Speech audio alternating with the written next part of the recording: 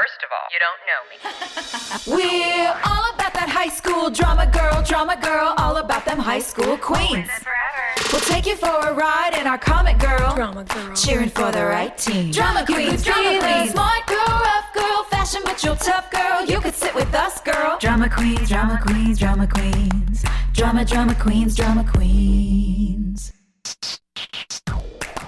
You know how sometimes you don't even know what you need until you get it, and you're like, how was I getting by without this? And this is what this episode felt like to me. Oh.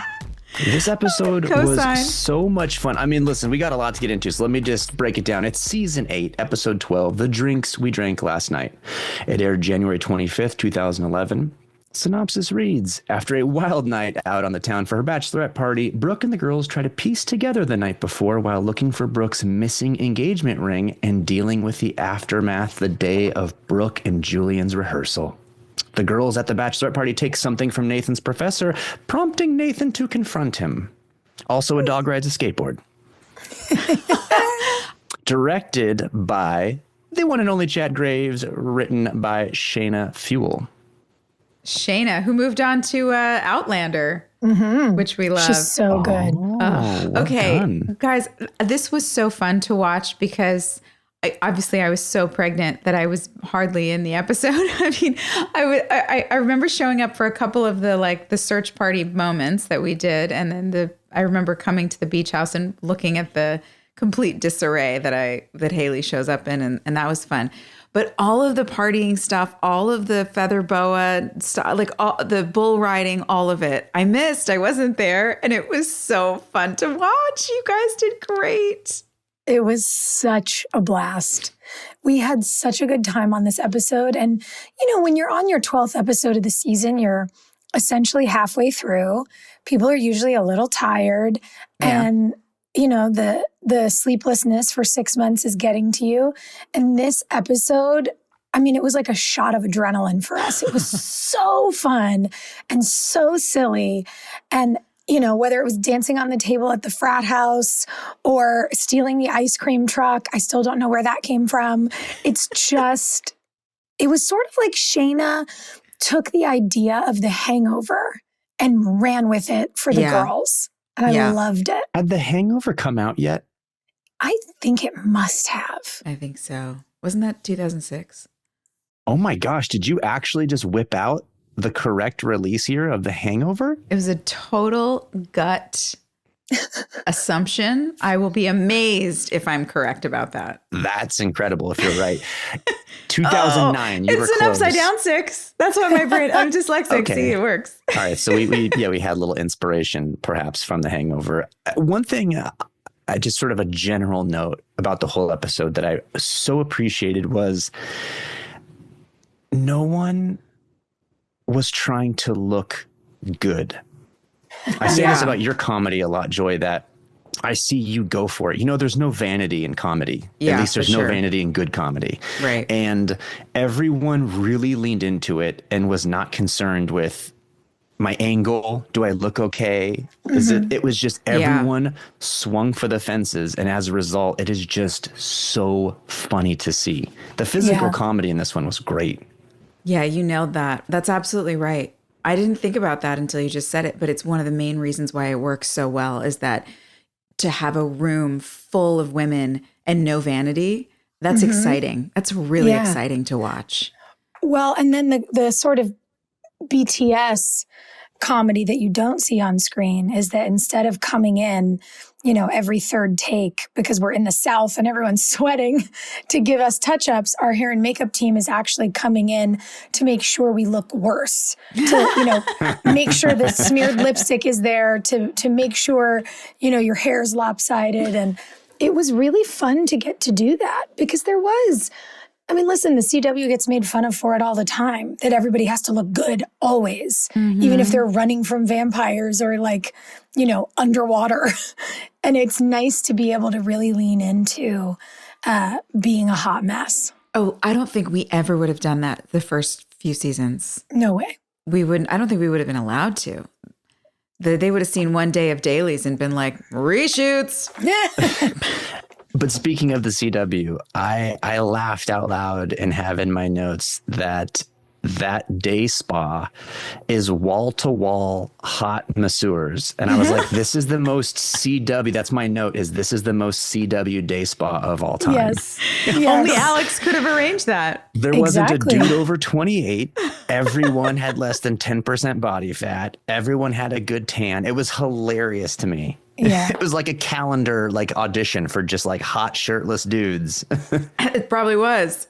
It was so fun to have actual Alex, our friend from town, play one of the hot masseurs who's telling Haley, oh, the drinks are perfectly safe. And thank God you don't have any because you're pregnant. Yeah. I forgot about Alex. I knew that guy looked so familiar. And I was like, I remember shooting this scene with him. Why is he just familiar? Because I remember that moment. That's my friend. Aw, so fun. It was so fun. Yeah, I was kind of a little judgy of Haley at first, not drinking the smoothie. I was like, what's wrong with her? Why didn't she just drink the smoothie? I forgot. It was the whole device. But the smoothies themselves were okay. It was just when you combined them with alcohol. Yes. Oh, right. It was a baking soda vinegar situation. Yes.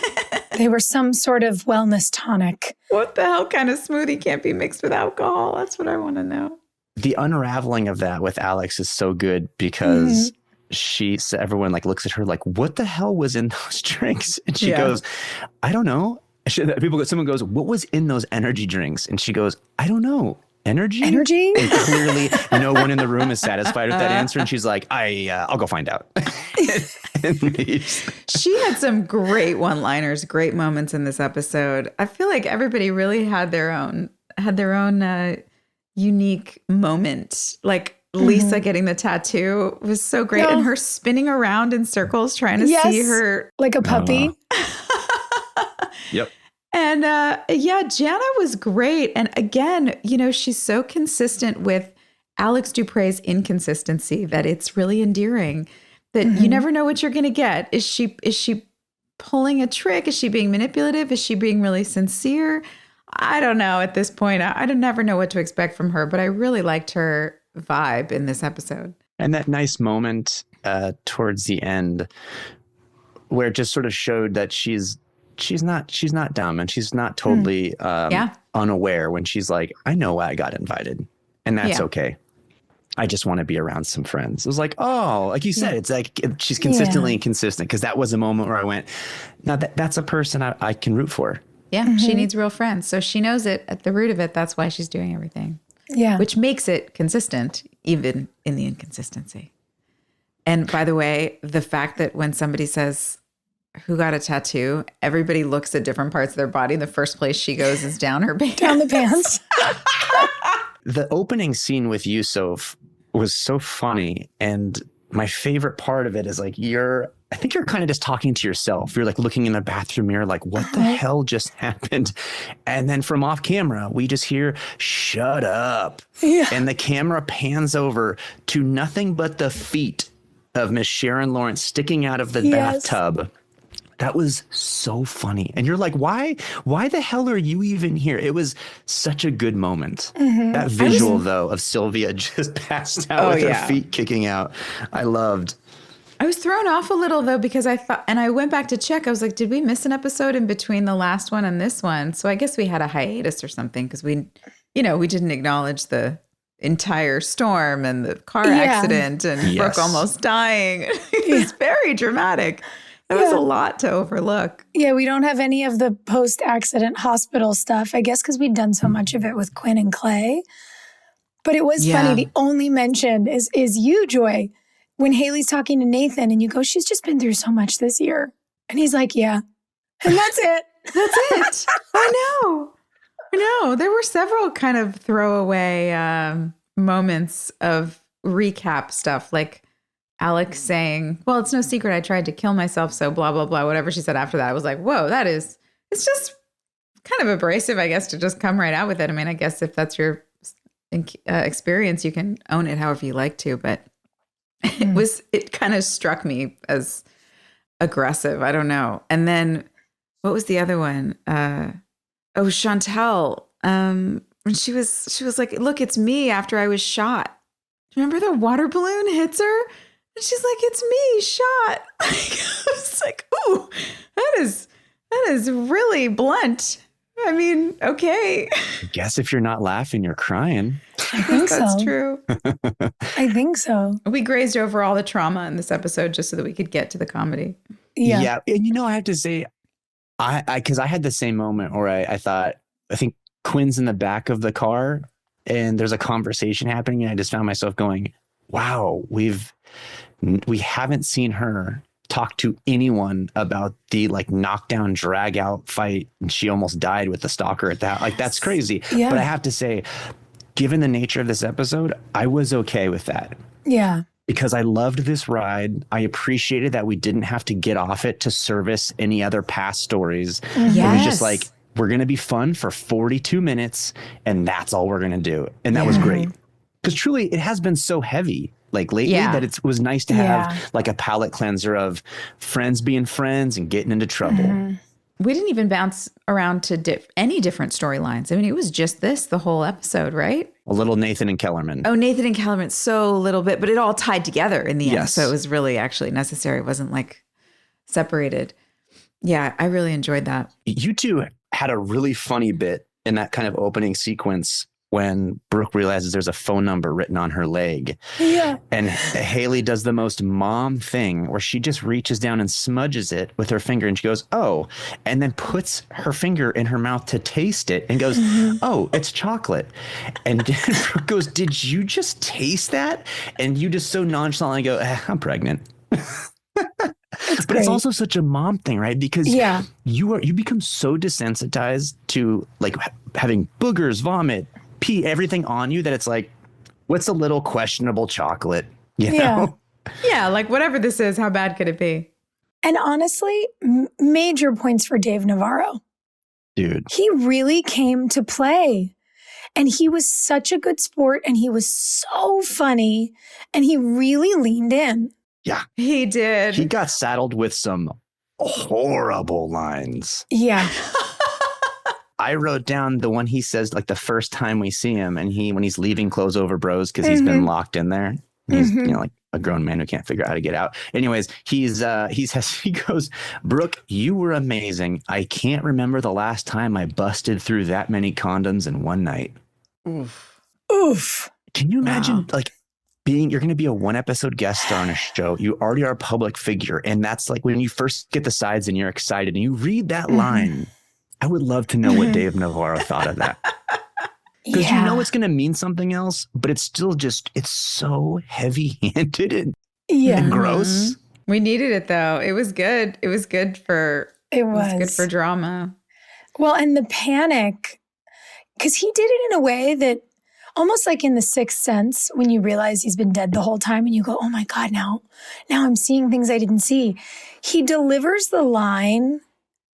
He doesn't play it really icky and creepy. He delivers it in this kind of excited, almost childish way. Yeah. Which you're like, oh, wow, okay. Yeah, he's a rock star. Oh boy, we're in trouble here. And then when you realize they've had a water balloon fight, you're like, oh, the guy's just probably not had any innocent fun in such a long time. And it makes the way he delivers the line work when you realize what happened. It makes it work even better. And what a cool thing he was able to do. Because like you said, Rob, he's a 1-episode guest star. And he played against certain things you would expect the rock star guy to do.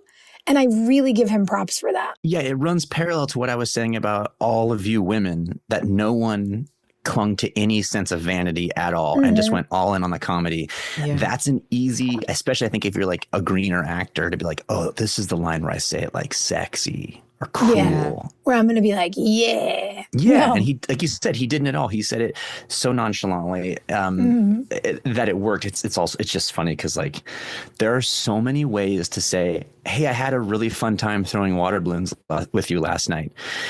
To say I've never busted through so many condoms in a night is just a crazy way. Yeah. Crazy. But it's Dave Navarro. Maybe that's just, that's how he sees the world. The fact that you guys really did commit so hard to the comedy and the vulnerability of being a mess on camera made the real dramatic stuff work so well also. Sharon Lawrence carried this episode for me, because you guys got to all be running around panicked and frantic. And she was this like sort of driving force, watching, doing, I don't know if she was manipulating things necessarily, but she was having fun watching. She never doubted that you guys would find the ring. It was like she was kind of calm the whole time. And then when you guys got up on the roof and really started having it out, it was so raw and honest and open. And I don't know that would have played as well if it had felt like there was anything else in the episode that was disingenuous, like perfect hair and makeup and things like that. Mm-hmm. So it really, I think that's actually what made the episode so great for me, was the fact that you went so hard on the comedy that the drama also could really drop in and be really connected and real. It made me emotional watching those scenes because I was already so invested. And, when your emotions are high, whether you're crying or laughing, they're still high. So it's actually not that far of a connecting point to get to the opposite emotion. Mm-hmm.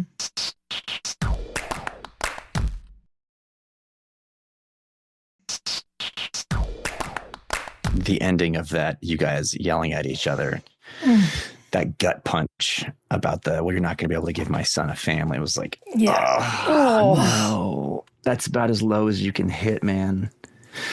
And going back to just the commitment of it, can we just pause and appreciate for a moment that we wrote Sharon Lawrence doing a keg stand into a script, and she did it? And she did it. National treasure Sharon Lawrence was doing a keg stand, you guys. Yes. That's incredible.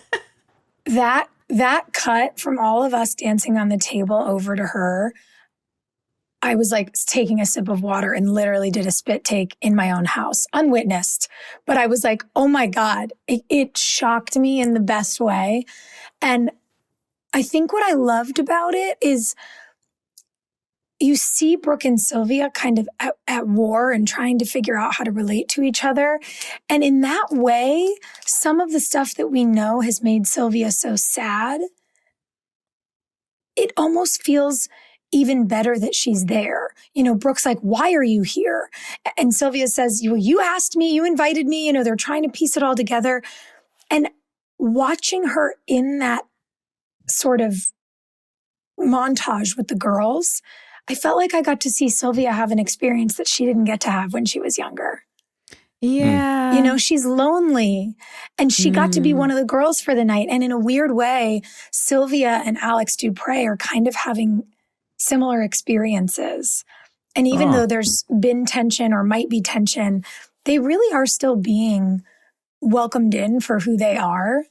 And it's so fun to see it. And it's really seeing her and Brooke bonding and realizing that they have these things to share with each other. It makes that gut punch at the end even worse. Because it's like, oh my God, they finally got somewhere real. Yeah. Even though they blacked out. Yeah. And you guys were building on your relationship so much throughout the whole episode. Mm-hmm. Also, I don't know how I've made it 43 years and I have never heard the term smother-in-law. I know. That's so good. It's so good. I mean, speaking of the phone, that scene, her seeing Smother-in-Law and then Sharon and Austin's whole misdirection with each other, his physical comedy in that beat, the way he leaps up out of that bed and is like, Mom? Oh, that moment. Oh my God. Yes. Wait, which moment? When he calls Brooke. Yes, talking sexy. Yeah. Yeah. It's so terrible. I might have to misbehave by myself. Oh, I was like, no, don't say it. Don't say it. It was just so good. And it just plays on that universal thing that no matter how old you are, no matter how married you get, no matter what, your parents are still your parents. And you just don't really want to have that conversation with them. Oh, her expression. I mean, honestly, you could just put a camera on her face for an hour and because she's always thinking, she's always thinking something. And then you get to the end of it and she looks at me and goes, she'll give you a ring later. Right. Ah! Just all of it was chef's kiss. Her advice to Brooke is so funny. After Dave Navarro has done the Lord's work and said some of those brutal lines and then leaves, Brooke is devastated and Sylvia is there it sort of initially seems like, oh, this is going to be a really sweet bonding moment where she's going to take her under her wing and give her some nice loving wisdom. And her advice is, honey, just don't tell Julian. Yeah. Like, oh my God, that's horrible advice. And luckily in the moment, she was so sincere. She was so sincere. It was so good. You can see that. I guess that's a difference in generations, right? Like with that, maybe, I don't know, but I feel like in that generation, there was a lot of sweeping things under the rug. A lot of just, life is hard enough. Just keep going. Just don't talk about it. But also look where she is in her life, and she's lonely. And I love what Brooke says back about marriage being about people loving each other for who they are. And the confession that she gives to Julian at the end was so heartbreaking. And I'm so, so glad that it turned out the way that it did. I think it is definitely a generational divide. And I was glad to see that even though listen, in my opinion, it's not the right advice. I was both glad to see Sylvia try to have Brooke's back, even though you go like, no, that's not what you're going to tell her that. But you know why? Because Sylvia doesn't remember anything that happened last night either. Yeah. And everyone's kind of like, oh God, that's not real life, but it's making excuses. And I love that Brooke is a person, maybe because she's been through so much, who just says, I don't want to make excuses and I don't want to hide anything. Yeah. And that's something that I really, I don't know, I cherish that in people. And it was nice to see her say, no matter how hard this is, I want to just tell this person what happened, what I know, what I don't know. I don't want this to sit between us. There's a version of Brooke earlier that wouldn't have made that choice. And I really, that's the beauty of being on a show for this long, is you really get to watch these characters develop and grow. And I love where she is, that she's at that place now. It's so beautiful. Yeah, it's an integrity move, which has sort of been the brand of Brooke, at least since I've jumped on the train, For sure. Because, that's character. Like, what people don't know doesn't hurt them. But it's like, but But and it hurts you eventually, like it's just eating away at you. Well, that's the thing. I think you can say that, but then that thing is just going to fester. Always.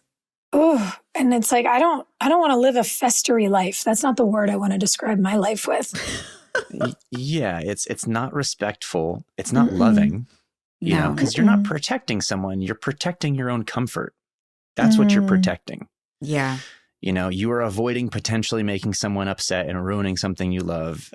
So it's just a selfish move that, people found a nice way to word around, but like, don't be virtuous. Like, you doing that's not virtuous. It's you being selfish and not being brave. Yeah, that's right.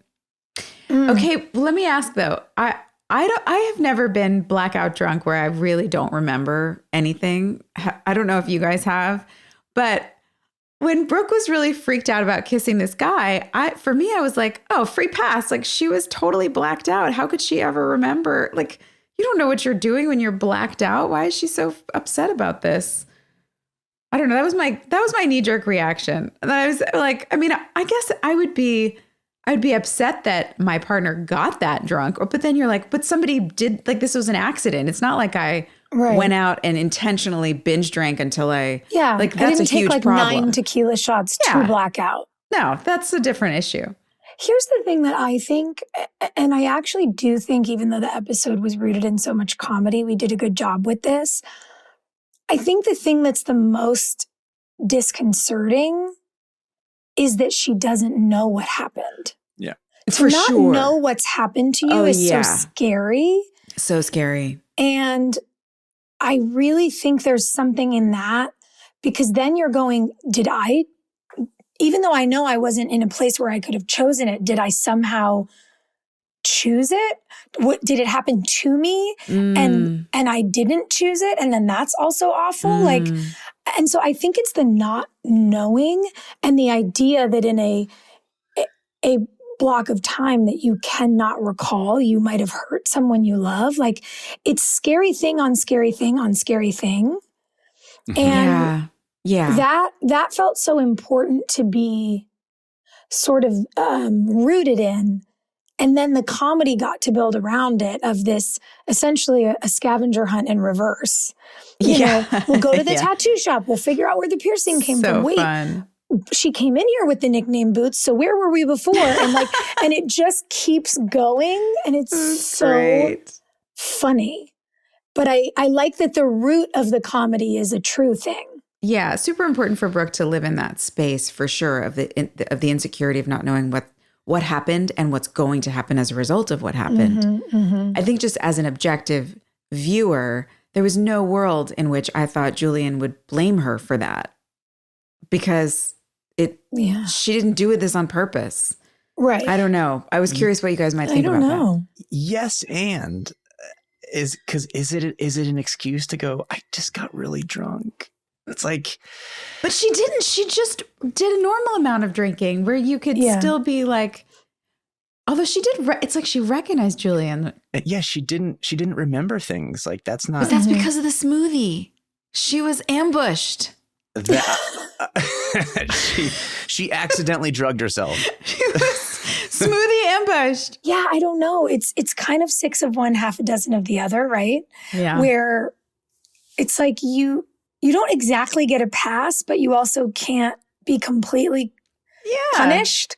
Yeah, it's not like it's nothing. Like, oh well, whatever. Yeah. But if I had a partner that came to me and said, "You're never going to believe what happened. Look, I blacked out. I drank something and I had some alcohol and I don't know what happened, but I guess I kissed somebody at the bar last night, but I literally have no memory of anything that happened and I wasn't out like binge drinking." Oh, it makes my tummy flip. I hate it. Really? Yeah.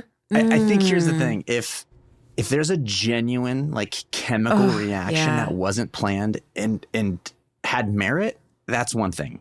I thought you were just saying if your partner came home and was like, I'm sorry, I got a little blackout drunk and I kissed someone, there's no free pass in there for me. No. Yeah, if it is the accidental drugging of oneself, yes, it muddies the water. That's exactly what I'm talking about. Yes, no free pass on blackout drunk. I made out with somebody. It's like, no, thank you.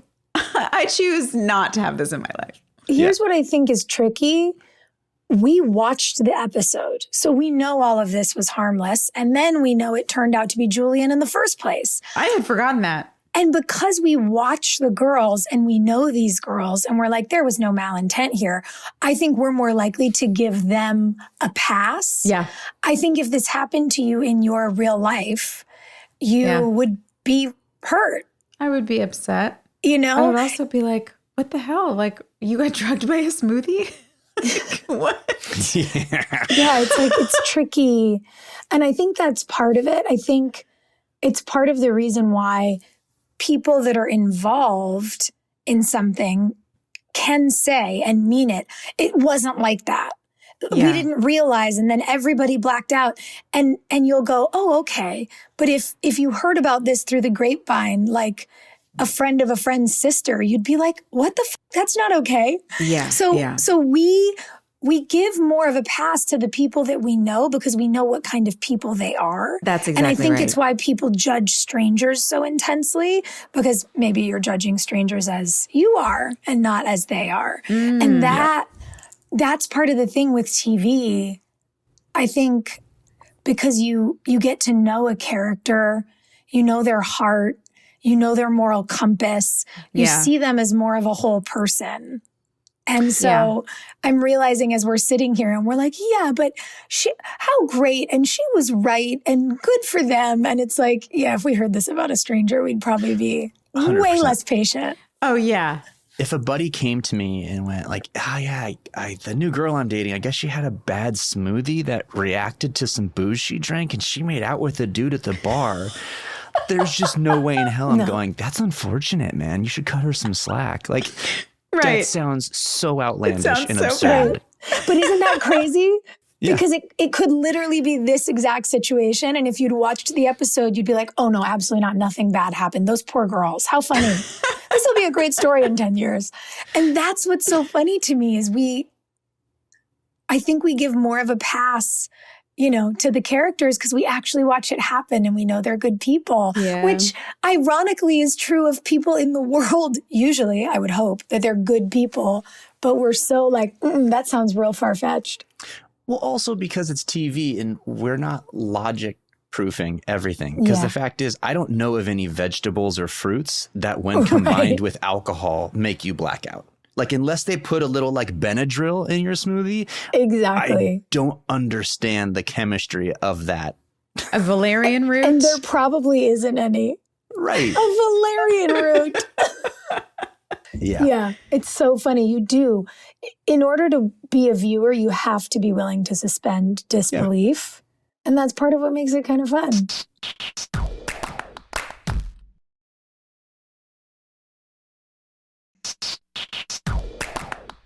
The moment when Alex falls off the bull and there's that little, I sort of took it as an homage to $1 Million Baby, because it's just that close up of her falling off and hitting the railing with her head in a terrible angle. But then, of course, and because then she falls out of frame and it's like, it's very $1 Million Baby. But then, of course, she does the Alex thing and she's like, she pops up and she's like, yeah.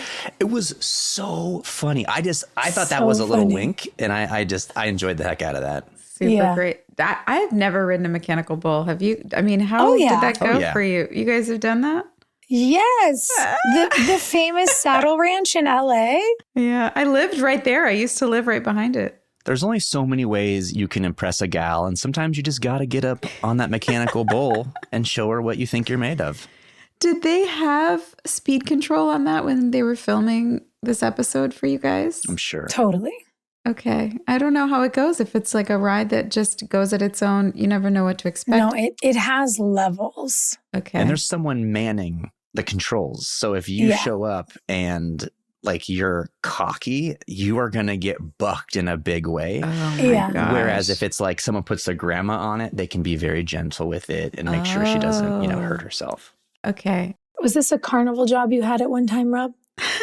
Listen, don't get into my history. Yes. I did the tilt-a-whirl and I did the mechanical bull. I love that for you. I don't know why I've never done it. I think I just don't like the idea of getting thrown off of something. That doesn't sound super fun. It's so fun, though. It is fun. Is it? I guess I'll go and try. And you land in like a bounce house type flooring. So yeah. It's a fun one, Joy. I think it would be funny, though, that the first time you did it would be like once you're a mom. Like in my 40s. Like, yeah. And I wasn't going to date you, but yeah, sure. In your 40s, I think that would be hilarious. If you're like, nah, in my 20s, nah, I don't think so. 30s, nah. 40s, now it feels right. Now it's time. Yeah, I'm due. I'm overdue. I'm in. All right. I'll send you a photo from the bull. Yes, please. It is really fun to play games and do kid things as an adult. I think that's why the water balloon fight is so fun. Yeah. And they, there's nowhere in the middle of the night to get water balloons. So they've clearly gone to a gas station and bought a box of condoms. And I love that it's all these girls in these feather boas screaming in their party outfits, playing this water balloon fight so aggressively. It looks like a game of paintball. Mm-hmm. Yeah. And it is just, it's so fun that everybody really went like the bull, full tilt. Hey, who was the crew member? Because a little BTS here. Yeah. The gentleman eating wings with Sylvia and the wing eating contest. Yes. Was a member of our crew. Was he a transpo captain? Yes. Who either was employed as or was a volunteer firefighter, if I remember correctly. Yeah, that's right. Remember he'd come in his fire jacket sometimes? Yeah. He was a big dude. A big dude. And to see those two side by side pounding wings together and have Sharon win was so good. The tie-in for her mouth being on fire, we had to wait like 40 minutes into the episode to find out why. So like, good. What is that? And I loved in this walk and talk with these two girls, by the way, in full walk of shame, but shameless, walking barefoot down Front Street together. Sharon has this really sweet bit about how she's never won anything. And she's thanking Brooke for this great night because now she's a champion. Yeah. It's so sweet. It was so sweet. Did either of you clock the fact that when Brooke finally comes home towards the end of the episode and Julian's waiting for her, he's stretched out on the couch and his feet are up and he's wearing shoes. Always. Everybody does that on this show. Why? All the time. Did none of us, did we just not push back on that? Were we just busy day? Like, but those are your outside shoes. You have your feet up on the pillows, the throw pillows. Ugh. Huh? Yeah. It's such an indicator that those shoes were never actually worn outside. Yeah, it's an indicator of being on a set and that the shoes were never actually worn outside. That you feel you just subconsciously feel so comfortable because you're like, nah, it's pretty clean. Yeah. Well, and in my brain, he's ready to go. They've got their rehearsal. I don't know. Maybe it was meant to show that she's late. I don't know. But yeah, every time everybody puts their frickin' shoes on the furniture in this show. Strange. I did love the reveal of when you get to the church and it's decorated beautifully, that it was Haley and Sophia. Yeah. Because first of all, Haley's obviously quite pregnant, as we know. Just that's good friending. And then that Sophia did that. It just was the perfect setup for the repair that you two have. It's kind of this cool thing. I was thinking about, like, I love that she invited herself to the party, because it's sort of like you both want a relationship and it's just not lining up right, but you're both continuing to show up and push the buttons until you figure it out. Yeah. Like no one dipped out. Like, she could have just skipped town or left, but like she forced herself back in, and then it finally created the right time for you guys to like really drop it all, have a heart to heart and like bond, which was great. Cause like, I so want that for Brooke and for Sophia, you know? Yeah. The level of humility that it required from Sylvia in particular, I think, to be able to set aside all of the things that she came in with, all the ideas that she came in with about the wedding and about their relationship and who Brooke was going to be to her, that she was able to set all of that down and just continue to show up for her, regardless of what her expectations were or desires. I love that. Again, just like watching character growth, watching someone develop from who they were when we met them. Even in this short amount of time, to see Sylvia grow like that was really sweet, seeing her in the church. And she wasn't rubbing it in Brooke's face. She wasn't like, if only you had known that I was doing these nice things for you this whole time. She didn't do any of that. She was just there. Yeah. Well, and I think that might be part of why the big fight between them services that moment, right? Because for Sylvia to say what she said is so awful. Yeah. And I think if that kind of outburst doesn't cause self-reflection, and for any human to do that, you've got to be able to say, okay, I've clearly lost the plot a little bit here. Yeah. I'm being triggered by something, or I'm being absolutely unhinged. And I thought that the circle back for them with Sylvia saying, I'm essentially saying I'm so stuck in the past that I can't be in the present. I'm missing my whole life. It's a big lesson. It's a big vulnerability. And I think in an interesting way, each of those women knows what that means. And they both want to move forward.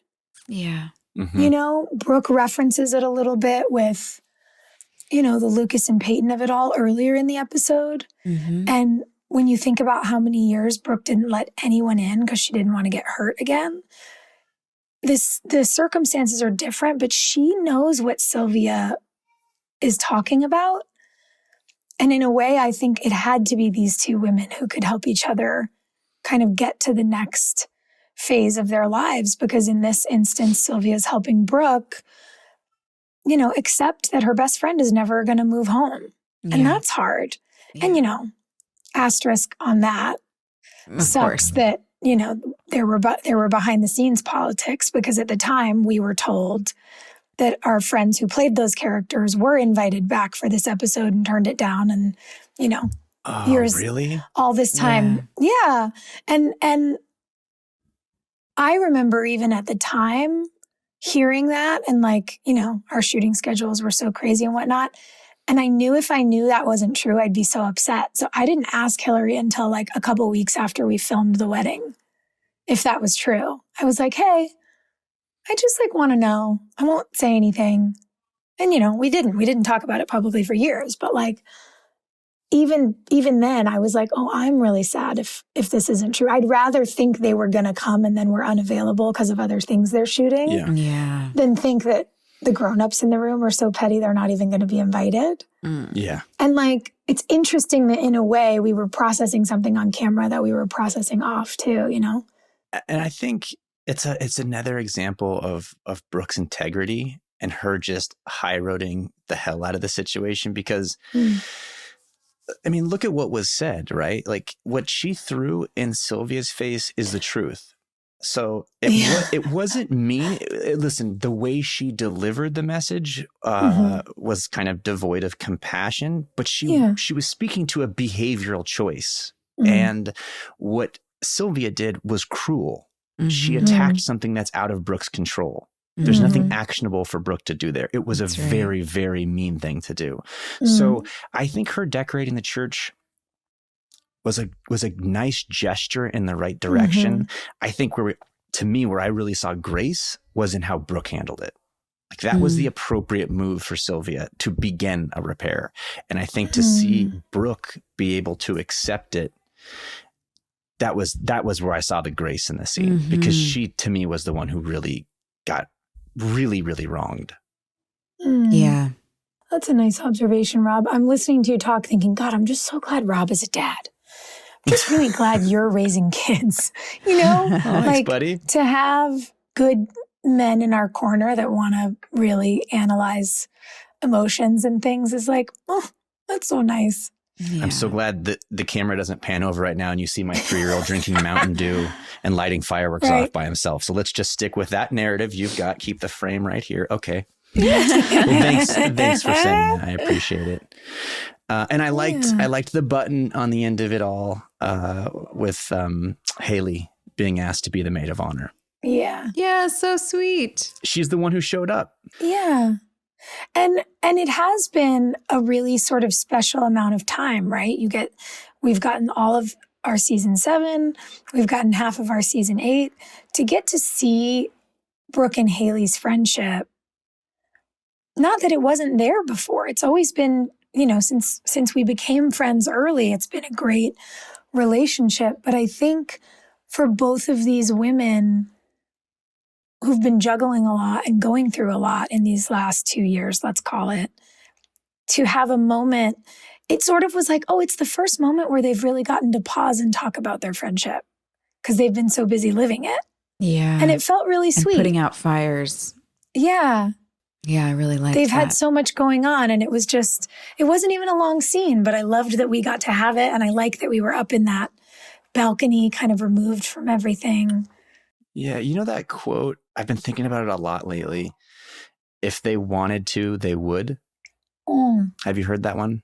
It's yes. Sort of all over like the Instagram therapy and stuff. But I love it because it's true, right? Because I am guilty of giving people infinite benefits of the doubt and creating a story as to why they weren't able to do the thing or whatever, And I like this because it's like Haley wanted to, and she did.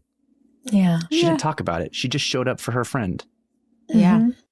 That's so awesome. What a terrific act of love. It's just like, I see you, buddy.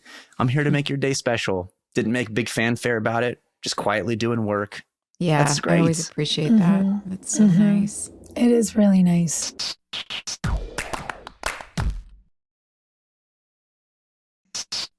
All right. We got a question here. Hey, nickname Katy Perry. That's cute. Can we just pretend it's the real Katy Perry? Yes, please. Sure. Let's pretend it's the real Katy Perry. Okay. Joy, take it away. Okay, we learned in this episode that the bachelorette parties are on December 7th because of the t-shirt revealing the tour dates. Oh, look at that little detail. They all missed that nugget.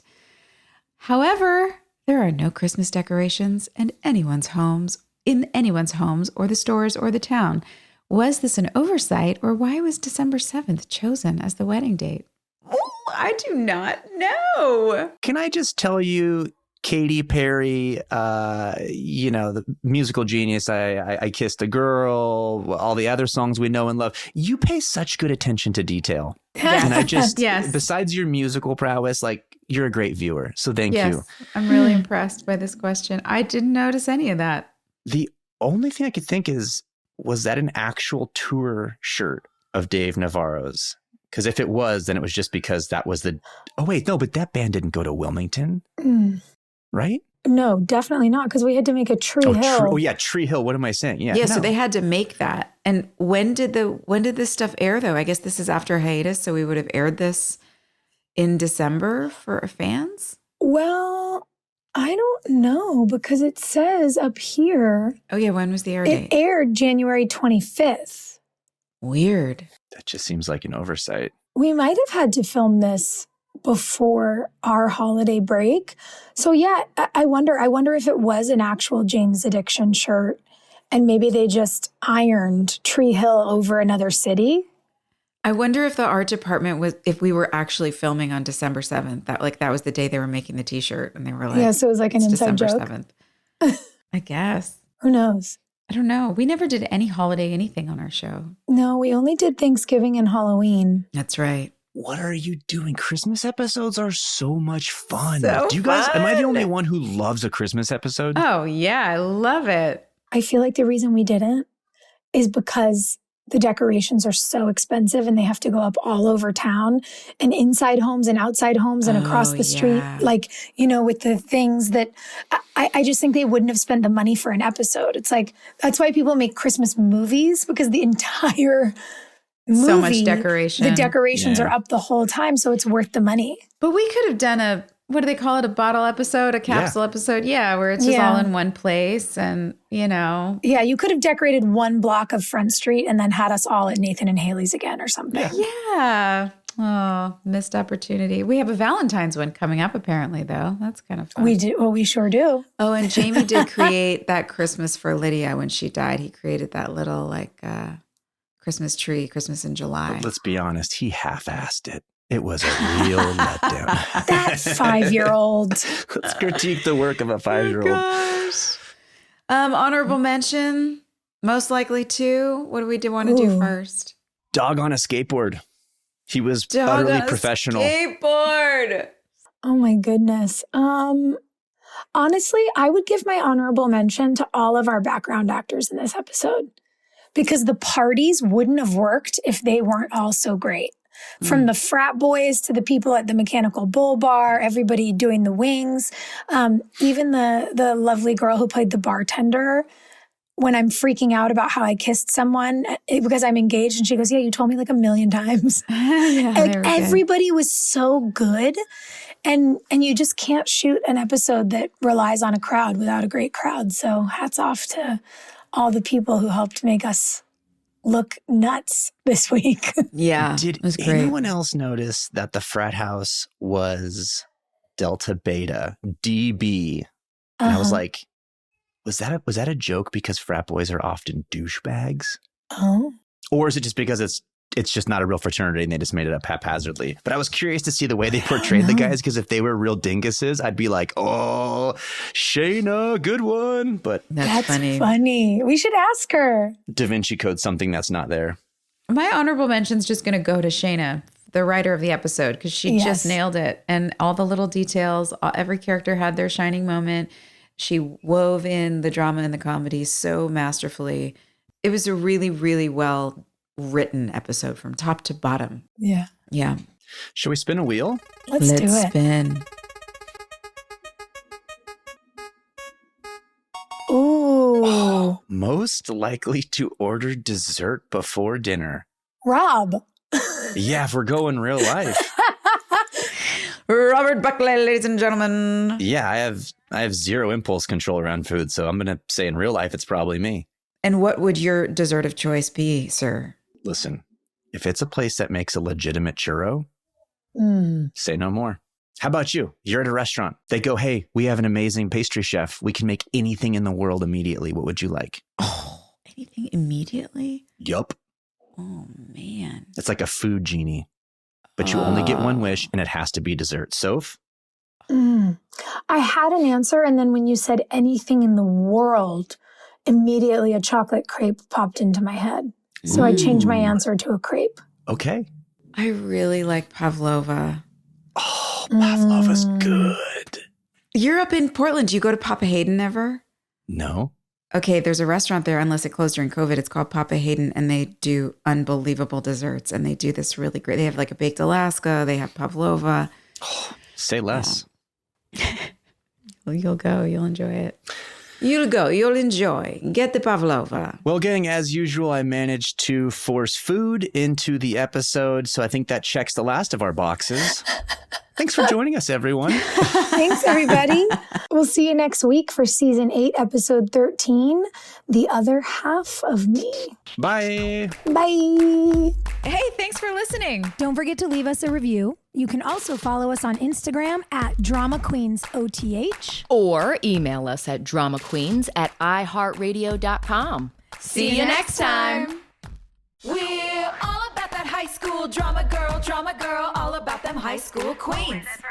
We'll take you for a ride in our comic girl, cheering for the right team. Drama queens, smart girl, rough girl, fashion but you're tough girl. You could sit with us, girl. Drama queens, drama queens, drama queens, drama queens, drama queens.